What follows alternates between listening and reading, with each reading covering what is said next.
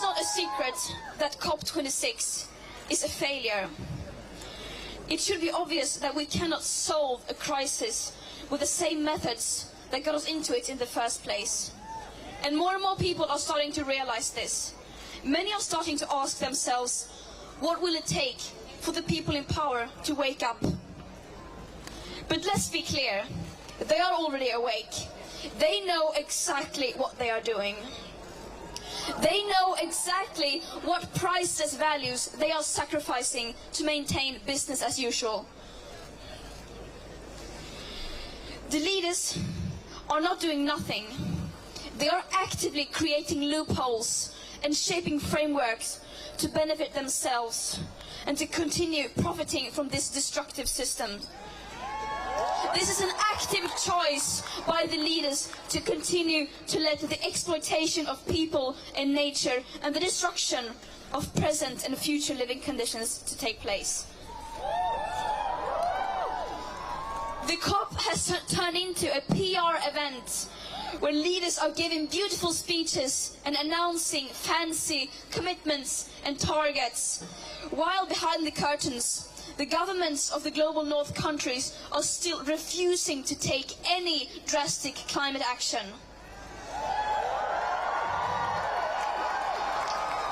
It seems like their main goal is to continue to fight for the status quo. And COP26 has been named the most exclusionary COP ever. This is a summit conference. This is now a global greenwash festival. A 2-week-long celebration of business as usual and blah, blah, blah. The most affected people in the most affected areas still remain unheard. And the voices of future generations are drowning in their greenwash and empty words and promises. But the facts do not lie, and we know that our emperors are naked. To stay below the targets set in the Paris Agreement and thereby minimizing the risks of setting off irreversible chain reactions beyond human control, we need immediate, drastic, annual emission cuts unlike anything the world has ever seen. And as we don't have the technological solutions that alone will do anything even close to that, that means we will have to fundamentally change our society. And this is the uncomfortable result of our leaders' repeated failure to address this crisis. At the current emissions rates, our remaining CO2 budgets to give us the best chances of staying below 1.5 degrees Celsius will be gone within the end of this decade. And the climate and ecological crisis, of course, doesn't exist in a vacuum. It is directly tied to other crises and injustices that date back to colonialism and beyond.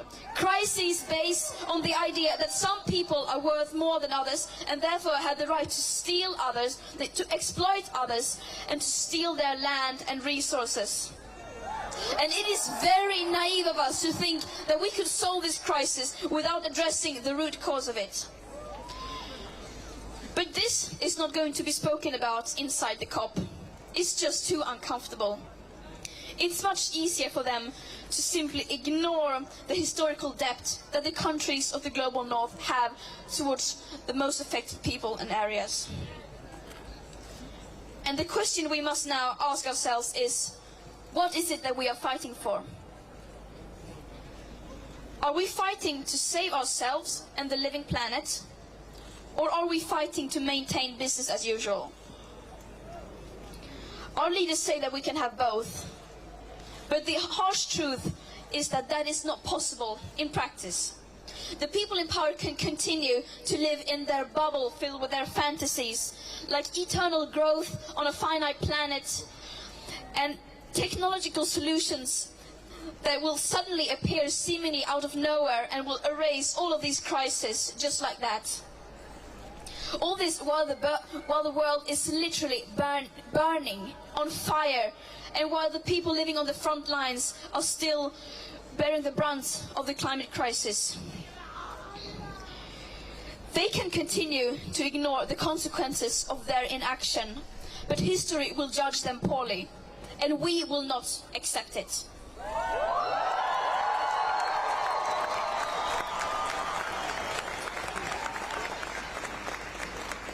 We don't need any more distant, non-binding pledges.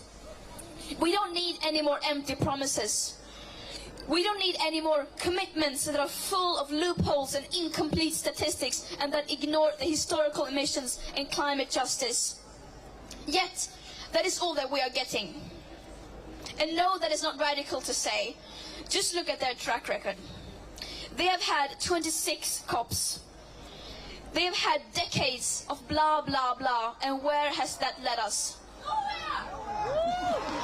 Over 50% of all our CO2 emissions have occurred since 1990, and about a third since 2005.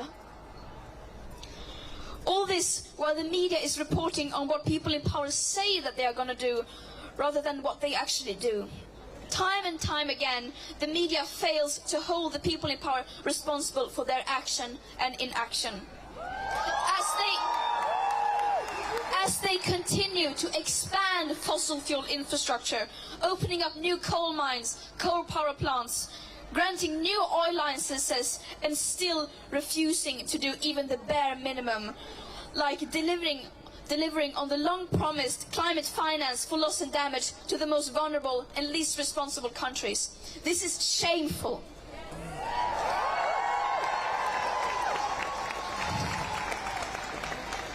Some people say that we are being too radical, but the truth is that they are the ones who are radical. Fighting to save our life-supporting systems isn't radical at all.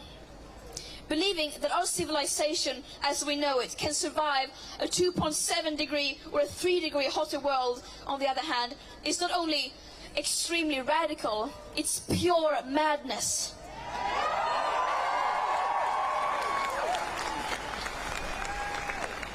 Here, we speak the truth. The people in power are obviously scared of the truth. Yet, no matter how hard they try, they cannot escape from it.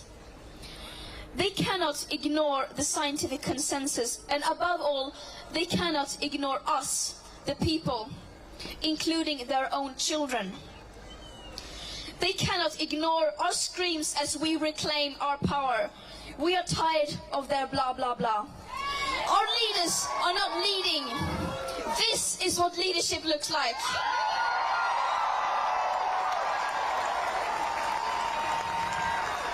Thank you for showing up, and see you tomorrow again at the march.